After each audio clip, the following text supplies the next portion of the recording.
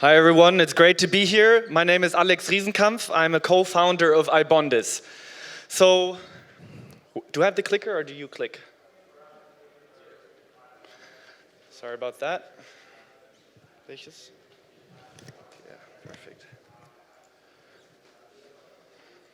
So what is iBondis? I think most of you will be familiar with it, but the model is online SME lending. So we take capital from investors on the one side, we lend it out to SMEs currently in Italy and Germany, and then interest repayments are the returns for our investors. So most of you will be aware that we're not the first player in this space. There's a bunch of peers, but relative to the size and the potential of this market, we think it's very much early days and the jury's still out on who will be the winner in this game. So the real competition is established incumbent banks. And in terms of scale, this is what it looks like. On the left side, you see the incumbent banks. And on the right side, that little guy, that's us. And if you don't see him, this is more what he looks like. It's kind of fun to be this little guy, and it's not by chance that we identify with Brussels, as the EU regulation enables our pan-European setup, which makes us strongly believe that the day after tomorrow, the picture is going to be looking something more like this. So, ambitious vision, we understand that. But we, as a late entrant to the market, believe that we've learned from our peers' insufficiencies in the model. And our success formula really puts one thing at the core of everything, and that is speed. Speed with the application process, which takes 15 minutes to complete. Speed when it comes to the credit rating, and speed when it comes to paying out the loans, which we do within 3 days. So for new customers, that makes us 30 times faster than a traditional bank today. And this nicely goes along with a great customer experience with loan terms that are more flexible than what a traditional bank would offer to you.